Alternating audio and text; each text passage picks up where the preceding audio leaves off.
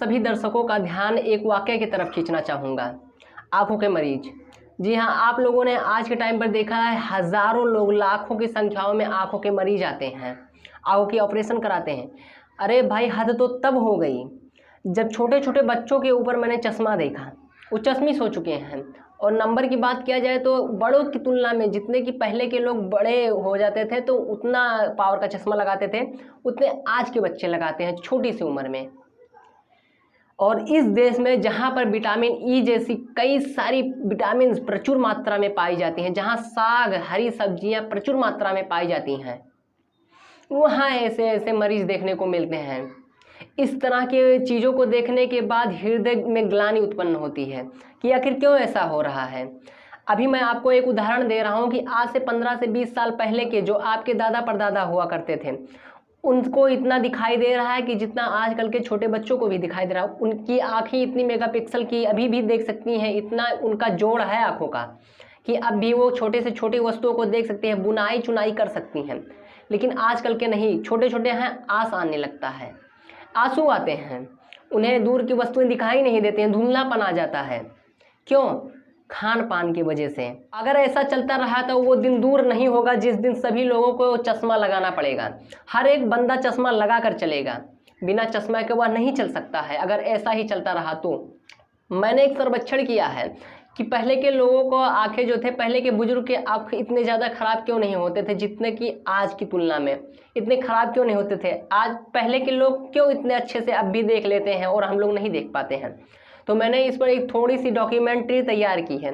उस पर मुझे ये पता चला कि पहले लोग देखो ये इतना चकाचौंध में काम नहीं करते थे। आज के टाइम पर साइंस कह रहे हैं आप लोग डेवलप हो गए, साइंस डेवलप हो गई है, जी हाँ, लेकिन साइंस हमें कहीं ना कहीं रोग के तरफ भी आकर्षित कर रही है। अब कैसे? देखो, बिजली के उन्होंने दिया हमें, और बिजली इतना हाई वोल्टेज का दे दिया है, इतना फास्ट दे दिया है कि उसे देख लो तो आंखों पर झुंझुनाहट सी आ जाती है, आंखें बंद होने से लगती हैं, जिससे हमारी पुतलियां फैलती सिकुड़ती हैं और हमारे आंखों के लिए बहुत ज़्यादा नुकसानदायक है। इसीलिए पहले के लोग कहते थे कि सूरज को मत देखो। क्यों? क्योंकि सूरज के पास बहुत ज़्यादा प्रकाश है और उसको देखोगे तो रतौंधी छा जाएगी, इसलिए नहीं देखते थे। और आज वही सब काम कर रहे हैं आसानी से, सब लोग वही बैठकर आराम से वो बिजली की रोशनी में, ठीक है, काम कर रहे हैं। और पहले के लोग जो थे, लालटेन आपने सुना होगा, लालटेन जैसी चीज़ें, और गाँव में दिया या ढबरी बोलते हैं उसको, उन सब चीज़ों को बनाकर वो लोग अपना काम निपटाते थे, काम करते थे, बहुत सारी चीज़ों करते थे। और ये नहीं है कि मैंने 6-7 बजे तक नहीं, वो 12-12, 11-11 बजे रात तक भी करते थे इन्हीं सब चीज़ों की वजह से। तो उससे उनके आंखों की जो है स्टेबिलिटी बनी रहती थी, जिससे उन्हें मतलब ना कम देखना पड़ता था ना ज़्यादा में देखना पड़ता था। अब अगर रोशनी कम है तो आप लोगों को आंखें फैलानी पड़ेगी, ठीक है, आपकी पुतलियाँ ज़्यादा फैलेंगी तब हमें चीज़ें दिखेंगी, वरना नहीं दिखेंगी, क्योंकि आंखों के लिए रोशनी ज़रूरत है। लेकिन अगर रोशनी ज़्यादा है तो आंखों के लिए बहुत ज़्यादा नुकसान है, इसलिए वो इन सब चीज़ों से इस्तेमाल करते हैं। मैं आपको एक हकीकत बात बता रहा हूँ, उदाहरण दे रहा हूँ कि अगर आज का बच्चा लालटेन या ढेबरी के माध्यम से पढ़ने को बैठता है तो उसे अच्छा नहीं दिखाई देता स्पष्ट रूप से। क्यों? क्योंकि उसकी आंखें अब उसी पर सध गया है कि उसे भारी से भारी, ज़्यादा से ज़्यादा रोशनी चाहिए, तभी वह चीज़ों को देख सकता है स्पष्ट रूप से, वरना नहीं देख सकता है। आप आजमा कर देख सकते हैं, आप अपने बच्चों को भी दिखा सकते हैं ये चीज़। और दूसरी बात मैं बता दूं आप लोगों को कि पहले के लोगों को इतना अच्छे तरीके से उनकी आंखों की रोशनी कैसे बनी रहती थी। तो सिंपल सा देखो, उनके पास एक ट्रिक था। जितनी भी औरतों को आप लोगों ने पहले के टाइम पे देखा होगा, वो सब की सब औरतें बुनाई चुनाई कढ़ाई जानती थी। अब इसका क्या इससे लेना देना है? तो लेना देना है, बहुत ज़्यादा लेना देना है। कैसे? देखो, वो जो सुई होता है, आप लोगों ने निडल देखा होगा, बहुत पतली सी होती है, उससे लोग ढकिया और मौनी नाम का एक छोटा छोटा बर्तन होता था, वो कांच वगैरह मुँह से बनाया जाता है, उनको बनाती थी वह, उससे वो छिद्र करती थी, उसमें देखती थी, जिससे उन्हें सूक्ष्म चीज़ देखने के लिए ज़्यादा प्रेरक मिलती थी। देखो, और अगर तुम नहीं देखते हो किसी सूक्ष्म चीज़ को ध्यान से तो धीरे धीरे आपकी क्षमता कम हो जाती है और वो छोटी चीज़ें आपको दिखाई नहीं देने लगती हैं। और यही कारण है कि आजकल के लोगों को छोटी चीज़ें जल्दी नहीं दिखाई देती हैं। क्यों? क्योंकि उन्होंने अपने आँखों को अभ्यास नहीं कराया है। देखिए, अभ्यास किसी चीज़ का आप कराएंगे तभी वो चीज़ आगे हो सकेगी या आप वो चीज़ कर सकेंगे। बिना अभ्यास के तो विद्या भूल जाती है, ये सब चीज़ें तो आप छोड़ ही दीजिए। और इसीलिए उन लोगों की आंखों की स्टेबिलिटी बनी रहती थी। आपने देखा होगा कि पहले के लोग छत पर सोते थे या किसी ज़मीन वमीन पर किसी भी चीज़ के नीचे सो जाया करते थे। क्यों? देखो, इसका भी मेन रीज़न है, वो इसलिए सो जाया करते हैं क्योंकि वो ऊपर की तरफ सोते थे, ठीक है, पेट के बल तो कोई लेटता नहीं है, बहुत कम ही परसेंटेज के लोग हैं जो पेट के बल लेटते हैं। अगर पेट के बल लेटते हैं भैया वो नुकसानदायक है। तो कोई अपने कंधों के बल पे लेटता है। तो देखो वो तारों को देखते थे, देखा होगा आपने, जो दादी माँ लोग होती थी वो बच्चों को कहानियाँ सुनाती थी ऊपर देखकर। वो तारों को, बहुत से लोग हैं अब भी, अगर आपने बड़े बुजुर्ग को देखा होगा, वो अब भी अगर छत पे वगैरह सोएंगे तो तारों को देखकर गिनेंगे। इससे होता क्या है, देखिए इससे आंखों का अभ्यास होता है, हमें दूर की चीज़ें देखने को मिलती हैं।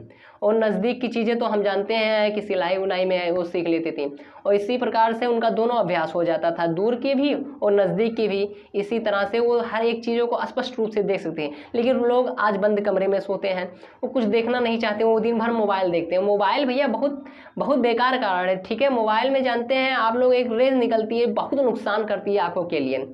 इसीलिए बहुत से लोग जो है एंटी ब्लू चश्मा लगा कर चलते हैं, क्योंकि उसका रे जो है मोबाइल का वो आंखों पर ना पड़ सके। फिर भी देखो नुकसानदायक है। जिसका काम नहीं चलता है वो मोबाइल चलाए तो समझ में आता है, लेकिन जिसका भैया कुछ नहीं, वो रील देखने के लिए स्क्रॉल करते रहते हैं दिन भर। मैंने औसतन मान निकाला 7-7, 8-8, 10-10 घंटे तक लोग मोबाइल चलाते हैं। बताइए क्या होगा इन लोगों को, इन लोगों की आंखों पर। और मैं आप लोगों को एक अभ्यास बताऊंगा आंखों के। देखिए एक अभ्यास होता है चक्रम। चक्रम अभ्यास क्या होता है, आंखों को गोल गोल घुमाना, इसे चक्रम अभ्यास कहते हैं। इससे आपकी आंखें बहुत स्पष्ट रूप से अभ्यास करती हैं, जिससे आपको चीज़ें सही दिखाई देने लगती हैं। ये कुछ अभ्यास हैं और कुछ योगा भी हैं जो आंखों के लिए बहुत ज़्यादा फायदेमंद हैं। और मैं आपको बता दूं,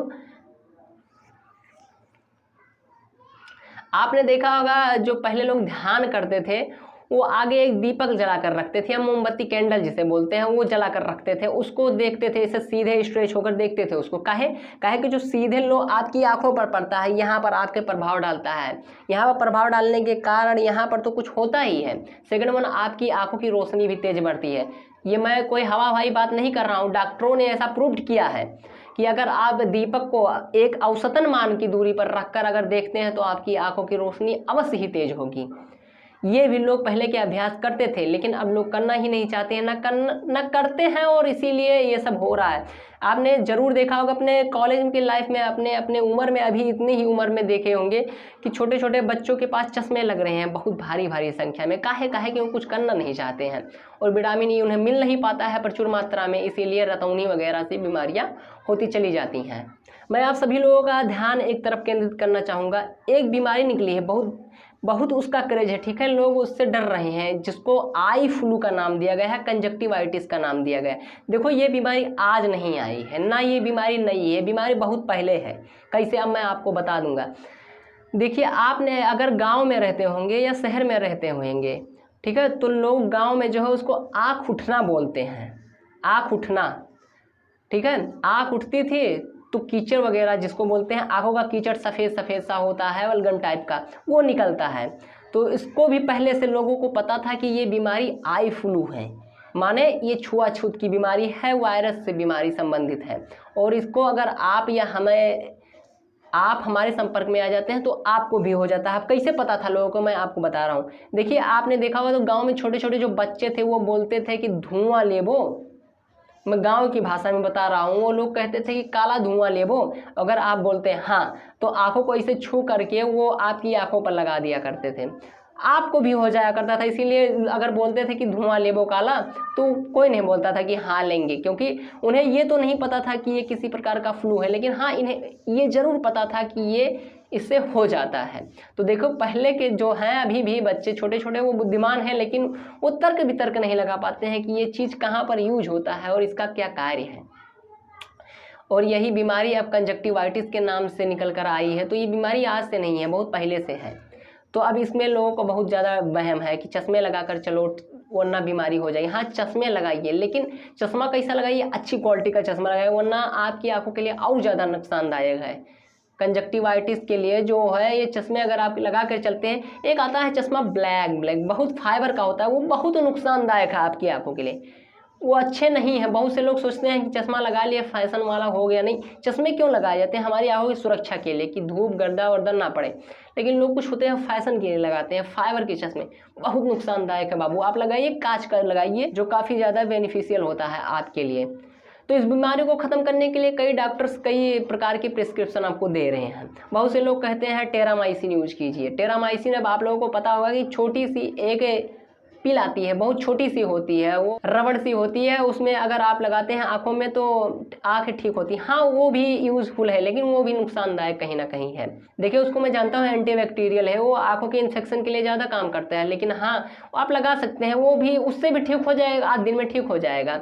लेकिन ये कहीं ना कहीं नुकसानदायक है, क्योंकि उसमें केमिकल पड़ते हैं, जितने भी केमिकल की चीज़ें हैं सब के सब नुकसान है। अब मैं आयुर्वेद की बात करता हूँ, तो आयुर्वेद में भी बहुत सारी ऐसी ऐसी दवाइयाँ हैं जिन्हें आप यूज़ करते हैं तो 1 आध दिन में वो भी ठीक कर देंगी, तो आप जो चाहें जो यूज कर सकते हैं। लेकिन डॉक्टर बहुत सारी दवाइयाँ बता रहे हैं, मैं कुछ दवाइयों का नाम बता रहा हूँ जिन्हें डॉक्टर बताते हैं कि इन दवाइयों को आप यूज कीजिए ठीक हो जाएगा, जिसमें से कुछ है ट्रोबोमाइसिन, फ्लोरोमेथुलिन, ऐसे ऐसे बहुत सारी चीज़ें हैं, बहुत सारे आई ड्रॉप्स हैं जिन्हें डॉक्टर प्रिस्क्राइब करते हैं कि आप उसको लगाइए, आंखों में डालिए, वो सही हो जाएंगे। हाँ ठीक हो जाते हैं, लेकिन कुछ साइड इफेक्ट भी है। आप लोगों को पता होगा कि एलोपैथ की जितनी भी मेडिसिन है उनको यूज करने से कुछ ना कुछ साइड इफेक्ट जरूर होता है।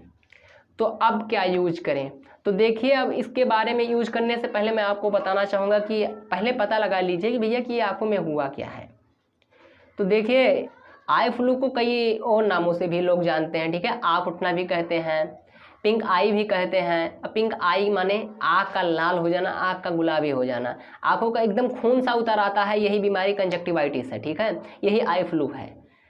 बहुत से लोगों की ये बीमारी होती है कि वो जब स्नान करेंगे तभी ये बीमारी होगी, अन्यथा नहीं होगी। क्यों? क्योंकि वो ठंडक पाती है, इसलिए बीमारी हो जाती है। और आप लोगों को पता होगा और आप लोगों ने देखा भी होगा, ये बीमारी ज़्यादातर खास तौर पर बरसात में आती है। तो ये बीमारी कई प्रकार से कई लोगों को भी हो सकती है। तो पहले अगर आपको पता हो गया कि यही बीमारी है, तो इस बीमारी के लक्षण बहुत हैं, ठीक है, आंखों का लाल भी हो जाता है, चिड़चिड़ापन आंखों में आ जाता है, आंखें दर्द करती हैं, सफ़ेद सफ़ेद सा आपको आंखों का कीचड़ निकलने लगता है, आंखों से आंस आते हैं, कई प्रकार की भी चीज़ें इसमें होती हैं कंजक्टिवाइटिस में, आई फ्लू में। तो इन तरह से बहुत सारी चीज़ें आपको होने लगती हैं और आपको दिक्कत हो जाता है आंखों के लिए, ठीक है, आँख खोल नहीं पाते हैं।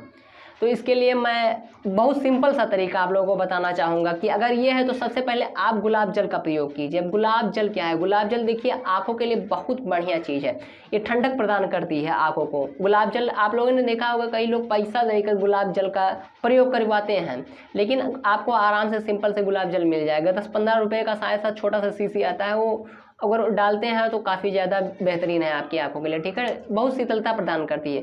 और अगर इस चीज़ को ठीक करने का दूसरा मैं उपाय बताऊं तो लार।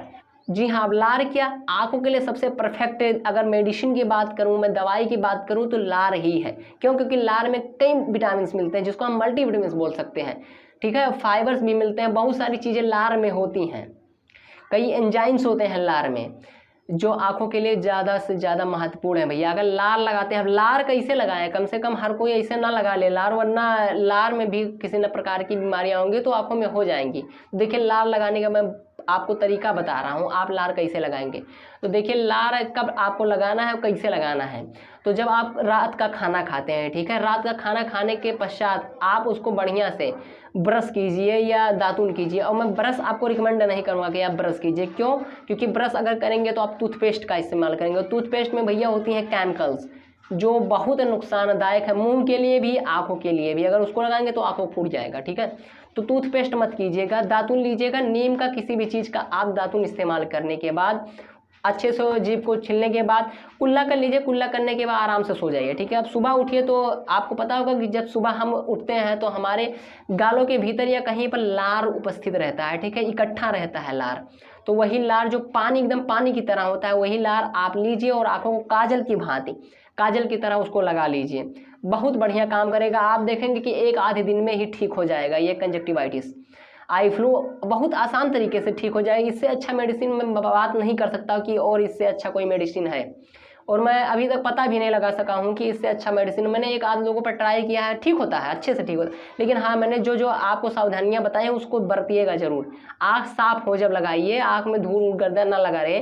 कम से कम आप सोने के तत्पश्चात जाकर हाथ धुलिए, हाथ धोने के बाद भैया लगाइए उसको काजल की तरह। 1 आध दिन में ही 1 नंबर ठीक हो जाएगा आपका, कोई दिक्कत नहीं है, ठीक है। और लार की मैं बात करूँ तो आँख में बहुत सारी बीमारियों को ठीक कर सकता है। मोतियाबिंद जैसे भारी भरकम बीमारियों को भी लार ठीक कर सकता है आसानी से। चश्मा अगर आपको, ठीक है, बहुत बड़े बड़े नंबर की चश्मे लग रही है, लार लगाइए, 1 नंबर काम करेगा। चश्मे की बीमारियां भी ठीक हो जाएगी लार से। तो लार्ज देखिए, ये नेचर ने जितनी बीमारियां बनाए हैं उसका सभी का समाधान हमारे शरीर में ही दिया, लेकिन फर्क ये है ना कि हम उसको जानना नहीं चाहते हैं, हम एलोपैथ की तरफ भागते हैं। और यही सबसे बड़ा दुर्भाग्य है कि हम वो चीज़ अप्लाई नहीं कर पाते हैं। और कोशिश कीजिए भैया काजल लगाना। हमारे आयुर्वेद की दुनिया में अगर बात करें, आचार्य वाग्भट के बुक की बात करें, अष्टांग हृदयम की बात करें, तो उसमें अनजान शब्द का यूज किया गया है कि अंजन लगाइए। अब माने काजल लगाइए। काजल देखिए आप लोग देसी औषध तरीके से बनता है। मैं इन सब प्रोडक्ट्स की बात नहीं कर रहा हूँ, ठीक है, जो टीवी पे प्रचार देता है। मैं किसी प्रोडक्ट का नाम नहीं लूँगा, लेकिन आपको पता होगा ऐसे ऐसे काजल आते हैं कि ये लगाइए, वो लगाइए, आँख सही होंगे, आप 8 घंटे तक आइए काजल लेंगे। वो सब के सब केमिकल वाइज होते हैं, सब में केमिकल यूज होते हैं जो बहुत नुकसानदायक है आपकी आंखों के लिए। जैसे ही थोड़ा उम्र आपकी बढ़ेगी आपको दिखाई देना बंद हो जाएगा इस काजल को यूज करने से। मार्केट की जो काजल आती हैं, घर पे बनाया देसी काजल आप यूज कीजिए, आपकी आंखों के लिए बहुत फायदेमंद होगा। बहुत से डॉक्टर बोलते हैं काजल ना लगाइए। देखिए काजल उन लोगों को नहीं लगाया जाता है जिनके आंखों में पहले से बहुत अजीब तरह की बीमारियां होती हैं, उनको बोला जाता है कि काजल ना लगाइए। लेकिन अगर आप स्वस्थ हैं तो काजल लगाइए। काजल बहुत अच्छे तरीके से काम करता है आपकी आंखों के लिए, धूल गर्दा भी नहीं आने देता है।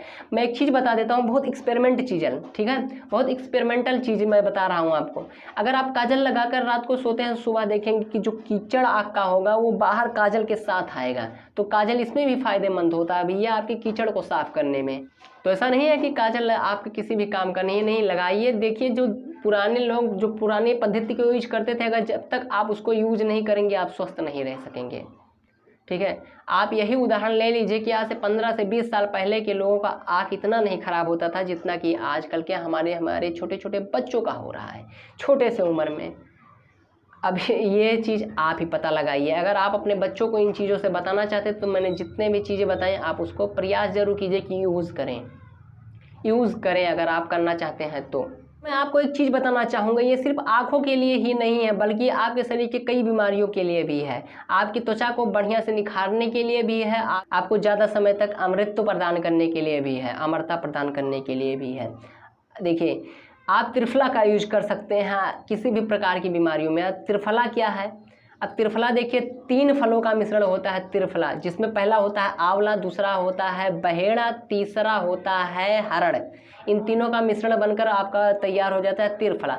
आप त्रिफला किसी भी स्टोर से ले सकते हैं, आयुर्वेद की स्टोर पर आपको मिल जाएगा आराम से। लेकिन मैं आपको रिकमेंड करूंगा कि वहाँ से खरीदिए मत, क्योंकि मिलावट हर जगह हो रही है। घर पर बनाइए, आसानी से आपको उपलब्ध हो जाएगा। और गाँव में तो भैया आपको आराम से उपलब्ध हो जाएगा त्रिफला।